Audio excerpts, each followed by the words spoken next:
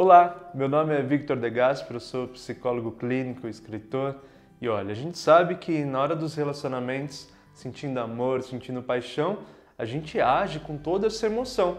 E será que a gente está sendo justo com nós mesmos? Estamos pensando e agindo de uma maneira que é legal para você, que faz sentido? Bom, para o relacionamento que você está vivendo ou para qualquer outro futuro que você possa vir a viver, vamos pensar hoje sobre 7 vezes que você errou num relacionamento e não percebeu. Erro número 1. Permitiu que os seus incômodos fossem ignorados. Olha, uma coisa é a gente de repente deixar passar um momento, levar o comentário ou a discussão para frente, mas ignorar de fato os seus incômodos é uma anulação que só prejudica o seu relacionamento. Às vezes as pessoas acham que, bom, então quanto menos reclamação, menos problema, menos discussão, e aí a gente deixa o relacionamento bem. Muito pelo contrário, porque isso que te incomodou continua dentro de você e vai aparecer em outro momento. Você vai somatizando isso, vai juntando essa angústia, isso vai interferindo nas suas atitudes, nos seus sentimentos, na forma que você trata o outro dentro de uma relação. Os relacionamentos, aqueles que ficam com uma briga meio sem saber o motivo, sempre cheio de provocações, é isso. Um monte de coisa que foram guardadas que no final das contas ninguém tem nem mais condição sobre o que estão reagindo, sobre o que estão falando. Então, ignorar um incômodo é colocar uma sementinha de longo prazo que vai machucando, vai estragando, vai distanciando o relacionamento. E isso não é bom de forma nenhuma. Erro número 2. Aceitou uma relação de posse. Gente, não dá para pensarmos ainda que relacionamento tem a ver com posse.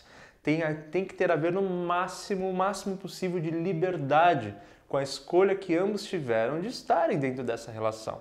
Quando a gente age sobre posse ou se coloca sobre posse, a gente está agindo, matando partes nossas ou do outro, ou seja, aquilo que espontaneamente poderia acontecer, poderia ser falado, poderia ser sentido. Um controle que fala muito pouco sobre generosidade, fala muito pouco sobre afeto, fala sobre desconfiança, sobre medo, né? Sobre anseios.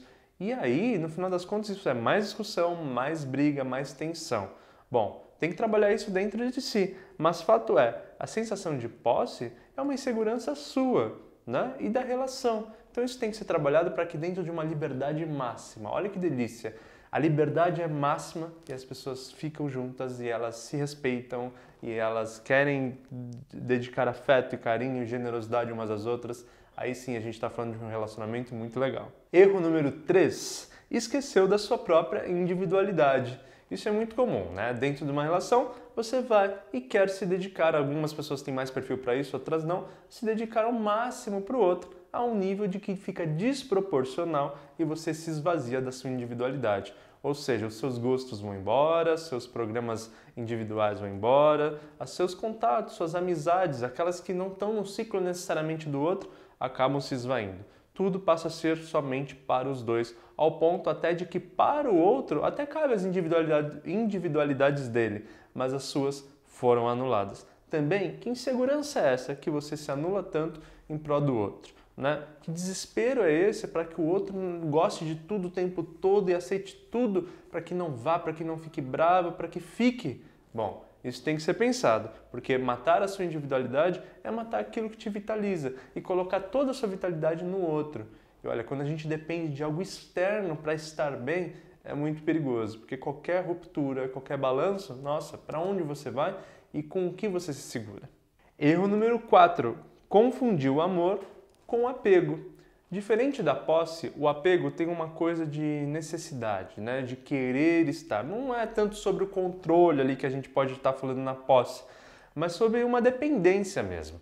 E o que é confundir amor com apego? Às vezes você está querendo ficar naquele apego, naquela cola, naquele grude, não porque você gosta da pessoa necessariamente. Claro que gosta também, mas também porque você tem uma insegurança interna que não está dando conta de se distanciar.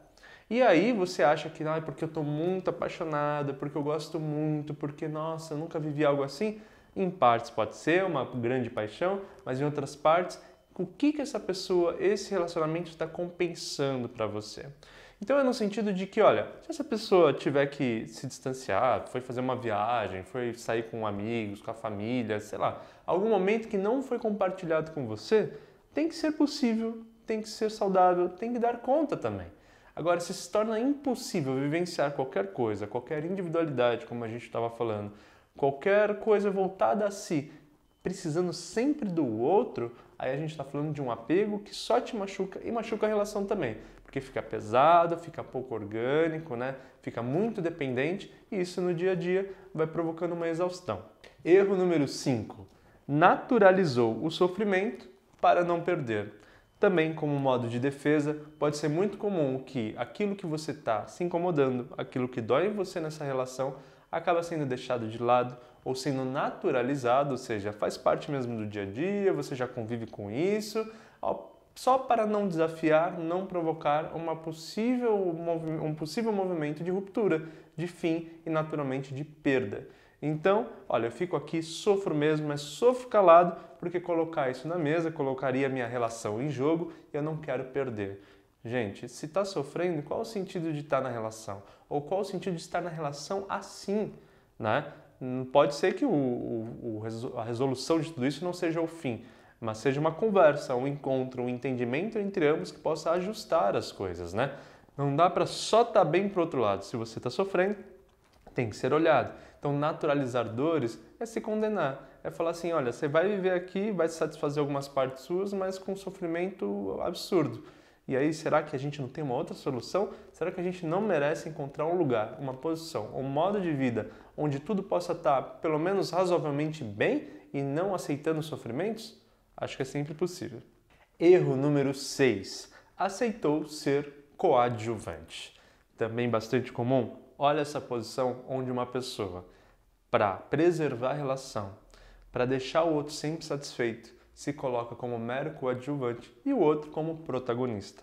Relações não podem ser nada menos do que dois protagonistas, né? As duas pessoas vivendo, as duas pessoas sendo protagonistas com a mesma horizontalidade, né? Com o mesmo patamar ali de decisão, de tomada de decisão do rumo da relação. Quando você se coloca como coadjuvante, você está simplesmente falando, bom, eu estou aqui para apoiar o que essa pessoa precisa. Eu estou aqui só para, precisando de alguma coisa, ela querendo isso, querendo aquilo, eu dou esse apoio. Peraí, quais são os seus gostos? As suas necessidades, as suas exigências para viver, para se relacionar. Se você se coloca como coadjuvante, mais uma vez, anulação de si mesmo. Anulação de si mesmo é igual a perda de vitalidade, perda de vida, perda de ânimo. E aí, olha, você cai, a relação começa a cair e logo você está numa relação de tanta dependência que nem tem satisfação ali dentro, a não ser o medo ou a falta de coragem de se separar. A gente não quer chegar a esse ponto, né? E, finalmente, o erro número 7. Achou que amar era se sacrificar. Também dialoga bastante com outros pontos que falamos, mas olha só o termo sacrificar. Às vezes ele é usado no senso comum como se dedicar ao outro, mas eu quero usar ele no termo mais literal. Pessoas que sacrificam muitas coisas da sua vida, muitas atividades, muitos gostos, muitas coisas, questões, só para estar diante do outro com toda a disponibilidade do mundo. Amar tem sim o seu sentido de troca, de oferecer, né, de dividir, mas sem anular mais uma vez aquilo que te abriga. Quando você sacrifica uma parte, você está mais uma vez se anulando totalmente. A sua parte é inexistente nessa relação. E confundir isso com amor é muito fácil, por causa dessa ideia de se dedicar. Bom, você pode se dedicar desde que você se leve junto. Do contrário, não tem dedicação nenhuma. Bom, galera, como vocês podem ver, são erros às vezes muito sutis que a gente acaba cometendo numa relação por condições emocionais nossas, ou até pela falta de maturidade, falta de experiência em relacionamentos. São coisas que a vida vai nos ensinando mesmo. Mas o importante é que nós fiquemos atentos a tudo isso, porque são bases, são estruturas que, num longo prazo, podem determinar uma relação saudável ou não. Às vezes aqui no momento presente, né, no início de uma relação, no meio de uma relação, pode estar indo super bem, pode estar dando para ignorar, mas no longo prazo acaba pegando. E a gente quer cuidar o máximo possível, né? Que essa relação dure o máximo possível dentro de uma condição saudável. Bom, eu espero que tenha ajudado. Convido você a curtir o vídeo, se inscrever no canal. Escreve aqui, me fala o que achou, vou adorar te responder. E eu desejo que você seja feliz e estamos super no caminho certo. Um beijão.